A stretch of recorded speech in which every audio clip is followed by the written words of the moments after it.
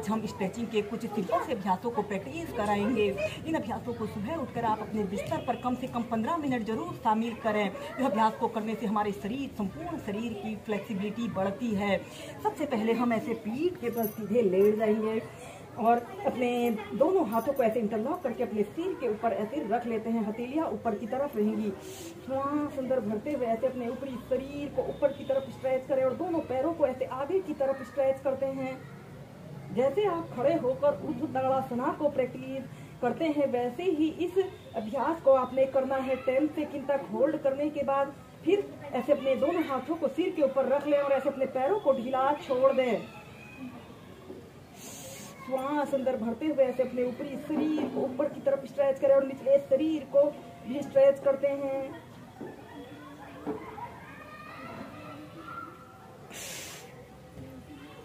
फिर सीधे ऐसे ही कम से कम 5 से 6 बार श्वास प्रश्वास के साथ कीजिए। इस अभ्यास को करते समय हमारे संपूर्ण शरीर की स्ट्रेचिंग होती है। इसके बाद हम इसी में नेक्स्ट अभ्यास करेंगे गत्यात्मक पश्चिमोत्तानासना।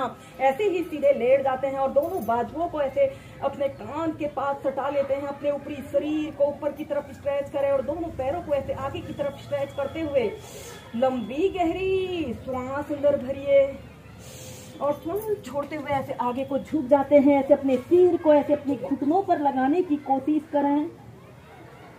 10 सेकंड तक रुकने के बाद फिर ऐसे सीधे ऐसे गत्यात्मक पश्चिमोत्तानासना को कीजिए। ऐसे ही कम से कम 8 से 10 बार मध्यम गति के साथ करें।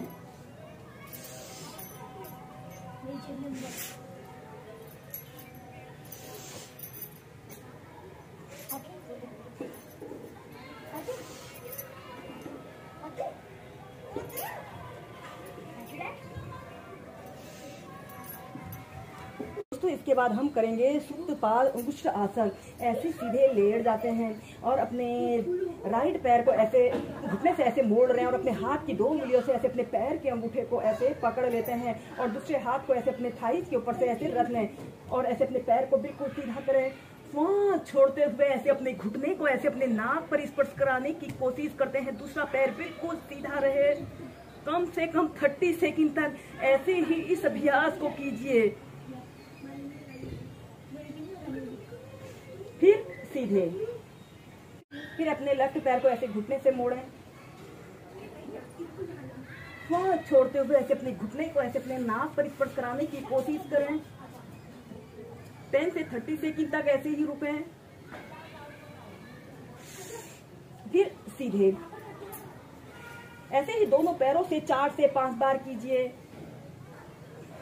श्वास अंदर भरते हुए ऐसे अपने पैर को ऊपर उठाइए और श्वास छोड़ते हुए ऐसे अपने घुटने को ऐसे अपने नाक पर स्पर्श कराने की कोशिश करें या फिर अपने दोनों हाथों को ऐसे तलवों के नीचे से रखकर इस अभ्यास को ऐसे भी प्रैक्टिस कर सकते हैं।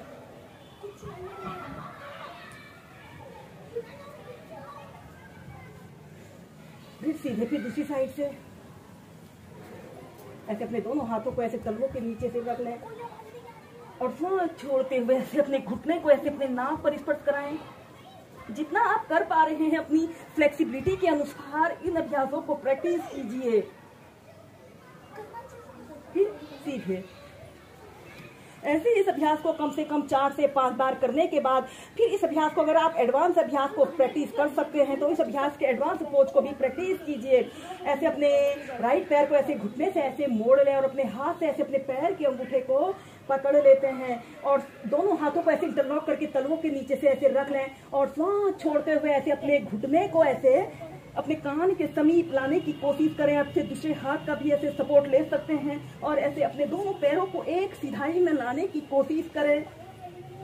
अपने हाथ को ऐसे अपने हिप्स के नीचे से भी रख सकते हैं। ऐसे दूसरा पैर बिल्कुल सीधा रहे।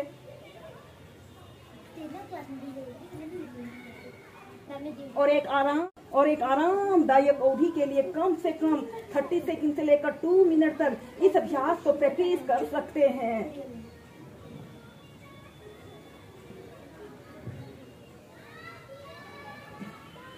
और फिर सीधे फिर दूसरी साइड से ऐसे अपने दोनों हाथों को ऐसे अपने तलवों के नीचे से रख लें और ऐसे अपने हाथ से ऐसे अपने पंजे को ऐसे पकड़ते हुए इस अभ्यास को वेरिएशन के साथ भी प्रैक्टिस कर सकते हैं।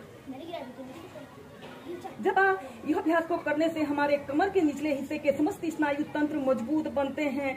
जो लोग रनिंग करते हैं उन लोगों के लिए भी यह स्ट्रेचिंग का एक बहुत अच्छा अभ्यास है।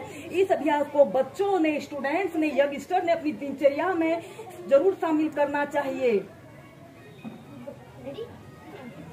और फिर सीधे ऐसे ही दोनों पैरों से इसे आप 4 से 5 बार कीजिए।